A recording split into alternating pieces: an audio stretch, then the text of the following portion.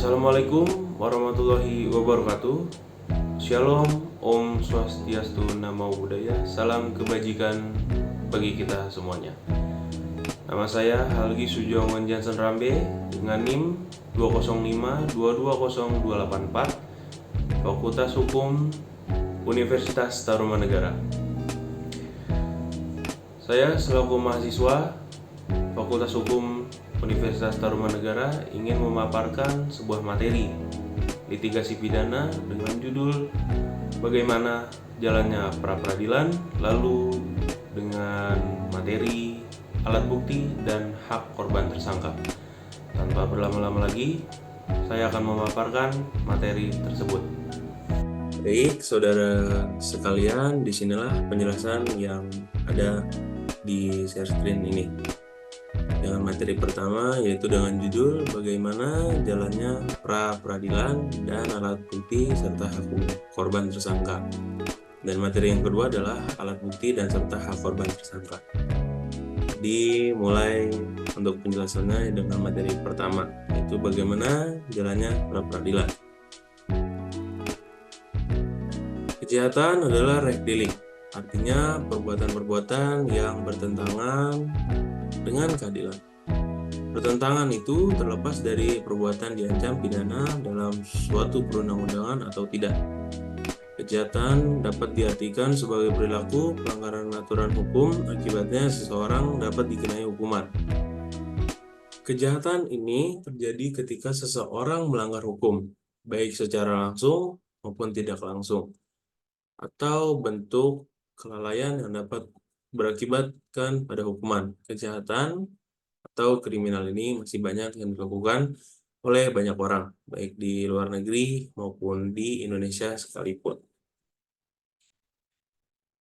Perundang-undanganlah masih memegang teguh untuk melihat peraturan-peraturan apa yang sudah dibuat untuk kita taati dan kita pelajari, agar terhindar dari kejahatan yang disengaja maupun tidak disengaja, seperti KUHP serta undang-undang khusus pidana tertentu. Tetapi masih saja banyak orang-orang yang melakukan kejahatan dalam cara apapun hingga menghalalkan segala cara untuk melakukan kejahatan tersebut. Seperti contohnya yaitu pembunuhan, korupsi, penipuan, pemerkosaan, penggelapan, dan lain-lain. Sebelum adanya peradilan tersebut, maka adanya kejahatan terlebih dahulu. Pada saat ini dan detik ini masih saja melakukan kejahatan tertentu, sehingga rutan atau lapas mengalami overkapasitas. Ketika seseorang sudah melakukan kejahatan, maka dilakukanlah penangkapan bagi tersangka kejahatan tersebut. Dengan demikian, sebelum adanya proses peradilan berlangsung, maka dimintailah berita acara penangkapan bagi tersangka ini. Sampai di pembedahan susunan acara pada peradilan di pengadilan negeri, yaitu adalah yang pertama adalah pembacaan dakwaan oleh jaksa penuntut umum, lalu yang kedua dihadirkan saksi-saksi, lalu yang ketiga pembacaan tuntutan dari jaksa penuntut umum, lalu yang keempat adalah peran penasihat hukum yaitu pledoi atau biasa dibilang nota pembelaan, dan yang kelima adalah putusan yang dibacakan oleh hakim. Yang pertama adalah penjelasan dari dakwaan. Dakwaan adalah surat yang merupakan dasarnya dan menentukan batas-batas bagi pemeriksaan hakim. Dakwaan menempati posisi sentral, strategis, dan merupakan dasar dalam pemeriksaan perkara pidana di pengadilan. Jadi yaitu adalah singkatnya supaya mudah dipahami, yaitu isi dari dakwaan tersebut ialah penyebutan perbuatan apa yang terdakwa lakukan dan diceritakan oleh jaksa penuntut umum di hadapan hakim dan penasihat hukum apabila memakai pengacara. Jadi yaitu adalah dakwaan. Itu isi dari dakwaan tersebut. Dakwaan adalah cerita dari awal hingga akhir untuk dia memasuki proses pra-peradilan ini. Jadi kejahatan apa yang ia perbuat maka ditumpahkanlah di dakwaan ini dan dibacakan oleh jaksa penuntut umum. Baik, setelah dakwaan dibacakan, lalu dihadirkanlah saksi. Saksi dalam suatu perkara pidana adalah seorang yang memberikan keterangan untuk kepentingan penyidikan, penuntutan, dan peradilan terkait suatu tindak pidana tersebut. Menurut pasal 1 angka 26 KUHP, saksi adalah orang yang dapat memberikan keterangan berdasarkan apa yang didengar, dilihat, dan dialami sendiri. Jadi, saksi-saksi ini diundang oleh hakim ke pengadilan untuk memberikan keterangan terdakwa. Apakah benar ia melakukan tindak pidana tersebut? Saksi-saksi ini pun harus jujur dan tidak boleh adanya berbohong. Dikarenakan sebelum menjadi saksi, ia akan diambil sumpahnya menurut agama masing-masing. Setelah saksi dihadirkan, sesudah agenda saksi selesai, maka terbitlah agenda sidang tuntutan yang dibacakan oleh jaksa penuntut umum. Tuntutan adalah wewenang yang dimiliki oleh jaksa penuntut umum. Tuntutan pidana dari jaksa penuntut umum akan dituangkan ke dalam surat tuntutan yang diajukan oleh penuntut umum setelah pemeriksaan sidang pengadilan ini selesai. Di dalam surat tuntutan tersebut adalah berapa lama terdakwa ditahan dan berapa dendanya. Masa tahanan dan denda-denda tersebut sudah diatur di undang-undang. Maka jaksa penuntut umum pun hanya melihat apa kasus dari terdakwa ini terlebih dahulu. Lalu lanjut lagi ke pledoi atau bisa dibilang nota pembelaan. Itu pledoi adalah suatu bentuk pembelaan yang dilakukan terdakwa atau penasehat hukumnya yang isinya terdiri dari tangkisan terhadap tuntutan tersebut atau tuduhan penuntut umum serta hal yang meringankan dan kebenaran atas dirinya sendiri untuk pihak terdakwa, di mana hal ini telah diatur dalam pasal 182 ayat 1 KUHP. Seperti yang sudah dijelaskan, pledoi adalah pembelaan dari terdakwa. Pembelaan ini bisa membuat pembelaan sendiri dari terdakwa langsung atau bisa dibuat oleh penasihat hukumnya untuk meringankan masa tahanan bagi terdakwa tersebut. Lalu setelah pledoi ini dibacakan oleh penasihat hukum terdakwa, lalu disampailah puncak acara dari pra peradilan ini, yaitu putusan. Putusan itu pernyataan hakim sebagai pejabat negara yang diucapkan di muka persidangan dengan tujuan untuk mengakhiri atau menyelesaikan suatu perkara sengketa antara para pihak yang saling berkepentingan. Peraturan itu ada di pasal 189 RBG dan penjelasannya pasal 60 UU PA. Sampai sudah di puncak acara dalam persidangan acara pidana ini, yang dimana final dari sebuah perkara. Putusan akan dibacakan di hadapan jaksa penuntut umum, dakwa, dan penasihat hukum untuk mengakhiri sebuah perkara pidana ini. Jadi itulah penjelasan yang dimana materi yang pertama adalah bagaimana jalannya pra peradilan itu, yang darinya dakwaan hingga putusan dibacakan.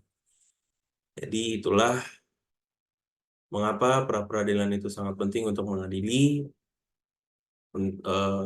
terdakwa yang telah terjerat hukuman, baik hukuman ringan atau hukuman berat. Sampailah di materi yang kedua, materi terakhir kita, yaitu alat bukti serta hak korban tersangka. Berikut adalah penjelasannya.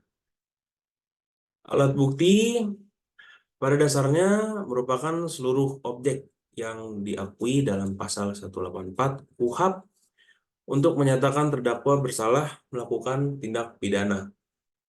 Alat bukti yang dimaksud adalah sebagaimana diatur dalam pasal 184 ayat 1 KUHP, yaitu keterangan saksi, lalu keterangan dari ahli, lalu petunjuk, dan terakhir adalah keterangan terdakwa. Dengan penjelasan yang sudah dijelaskan, maka alat bukti adalah pembuktian dari saksi-saksi tentang apakah benar ia melakukan tindak pidana tersebut. Wajib hukumnya untuk menghadirkan para pihak, dikarenakan mempunyai peran paling utama dari kebenaran bahwa terdakwa itu melakukan tindak pidana. Keterangan dari saksi untuk membuktikan terdakwa adalah sangat penting dan perlu dibuktikan di hadapan hakim dan jaksa penuntut umum, supaya ucapan demi ucapan dari saksi ini akan mempengaruhi alurnya jalannya persidangan, seperti mengapa ia melakukan tindak pidana tersebut dan lain-lain. Apabila keterangan tersebut sudah terdengar oleh hakim dan jaksa penuntut umum atau bisa didengar oleh penasihat hukumnya, akan mempengaruhi berat atau ringannya hukuman pidana untuk terdakwa. Lalu di sini adalah ada banyak peran atau tokoh alat bukti, diantaranya satu saksi dari kepolisian. Saksi dari kepolisian ini akan dihadirkan untuk memberi kebenaran apakah benar dia melakukan tindak pidana.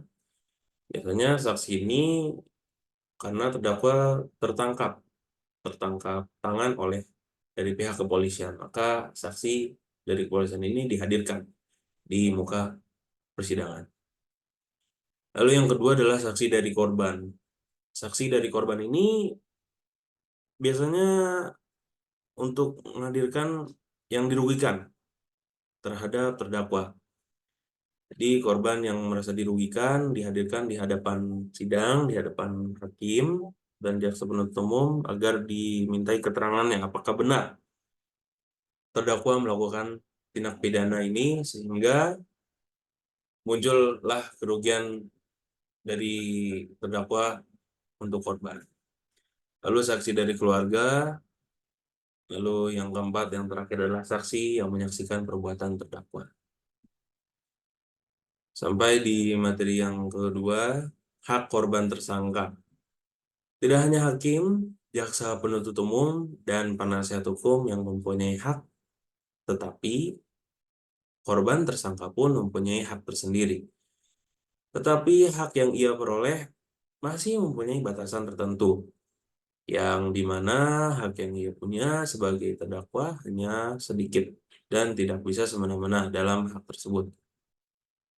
Hak dari korban tersangka ini biasanya digunakan dalam proses penangkapan, penahanan, penggeledahan, dan di pengadilan.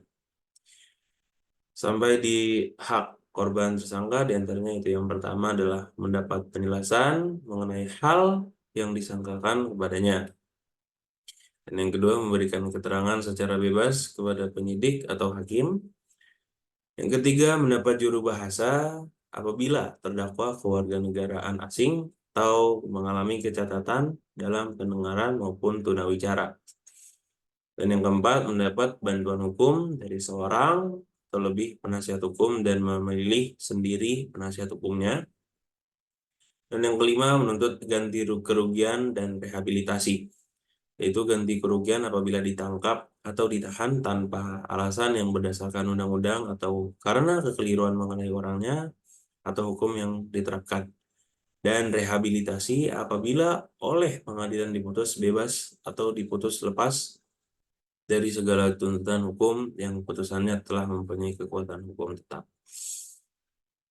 Dan di sini adalah adapun hak korban tersangka, diantaranya adalah mendapat kuasa hukum atau pengacara secara cuma-cuma apabila ia tidak mampu. Dalam kategori orang yang tidak mampu itu adalah masyarakat yang miskin yang terjerat hukuman, maka bisa mengajukan prodeo atau